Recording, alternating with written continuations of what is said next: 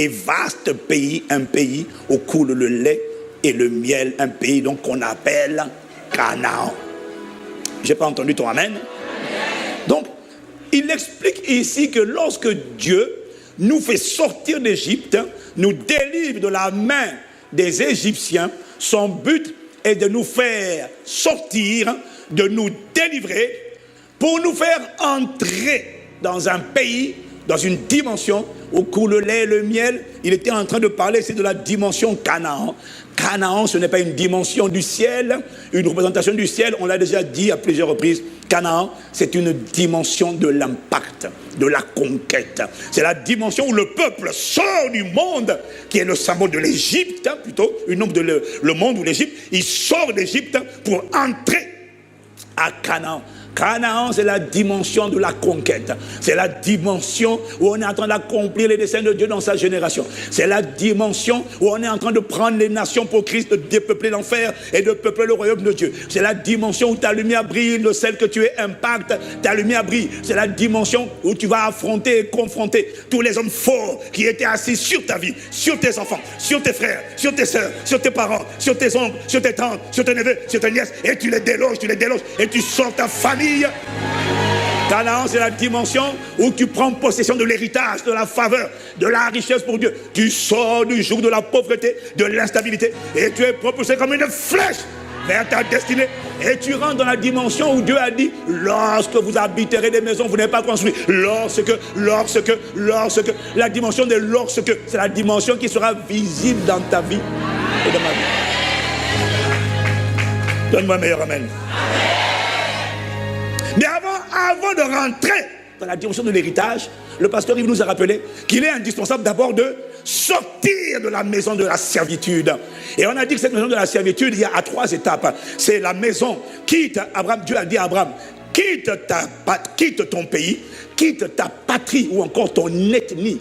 Et ensuite, quitte la maison de ton père, vers l'endroit, je te montrerai. Tu ne peux pas entrer dans la dimension de l'héritage tant que tu n'as pas quitté.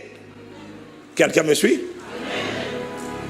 Mais par la grâce de Dieu, l'héritage de la maison des pères, tout ce qui provenait de la maison des pères, la vaine manière de vivre héritée de nos pères, de nos ancêtres, et les influences spirituelles néfastes, bien aimés, cette année-là, avant fin de l'année, en fait c'est même pas avant, c'est maintenant, mais avant fin d'année, c'est la deadline. Tu rentreras totalement libre et propulsé comme une flèche vers ta destinée au nom de Jésus. Ce que j'essaie de dire, c'est que ta vie ira d'éclat en éclat. Tu n'iras pas de régression en régression. Tout ce dont tu as besoin, c'est de rester connecté à la bonne fréquence. Ah ouais. Parce que la fréquence que tu entends, ce que tu entends détermine ce que tu crois. Ce que tu crois détermine ce que tu reçois. J'ai pas entendu ton amen. C'est pour ça qu'il faut être connecté à la bonne fréquence. Tu es connecté à la fréquence de la lamentation. Oh, l'année sera mauvaise. Tout ira mal, pas pour moi. Pourquoi? Je suis dans ce monde, mais je ne suis pas d'ici. Je suis un ambassadeur. La qualité de ma vie dépend de la qualité de mon pays d'origine. Ah ouais. Ah, la bouche. Voilà pourquoi, même quand il y aura la crise, tu ne connaîtras pas la crise. Comment ça? Isaac n'a pas connu la crise. Au milieu de la crise, il a prospéré. Pourquoi? Il obéissait, il était citoyen d'un autre pays et il obéissait avec d'autres principes.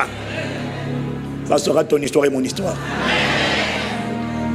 Donc, plusieurs n'entrent pas dans leur héritage parce qu'ils ne sont pas encore sortis de la force de la maison de leurs ancêtres.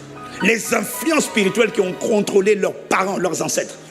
La même colère, la même impudicité, la même débauche, la même instabilité, la même pauvreté, les mêmes souffrances, les mêmes afflictions, les mêmes choses qui se baladent dans le corps, les mêmes douleurs, les mêmes maladies chroniques. Ça s'arrête cette année au nom de Jésus. Comment? C'est comme avoir des millions, comme disait le pasteur, c'est comme avoir des millions dans un compte bancaire, des millions d'euros. Je précise. C'est comme avoir des millions dans un compte bancaire.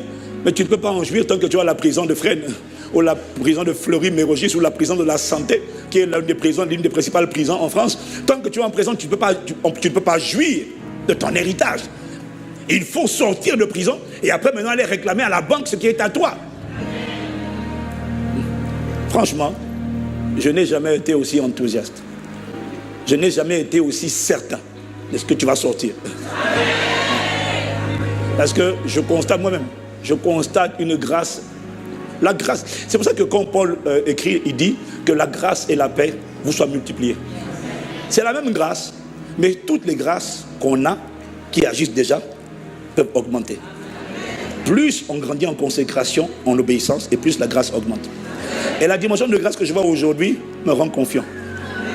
Ton cas sera réglé cette année. Quelqu'un me donne un meilleur amen.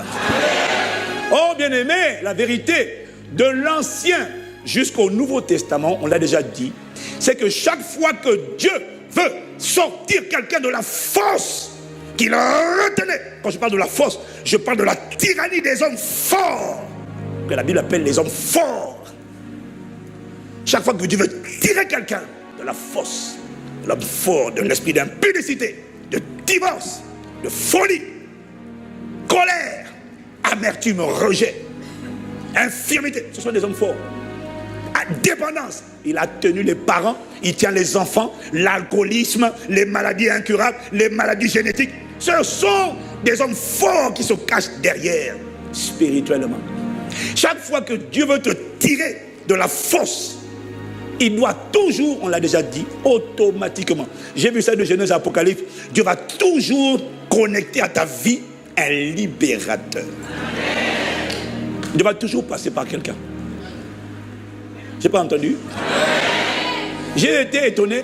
Il m'a fait remarquer, il m'a dit, tu n'as pas remarqué, l'ange dans Actes chapitre 10, il y a ce passage où un ange apparaît à Corneille et dit à Corneille, Corneille, tes aumônes et tes prières sont montées vers Dieu et tes prières ont été agréées de Dieu.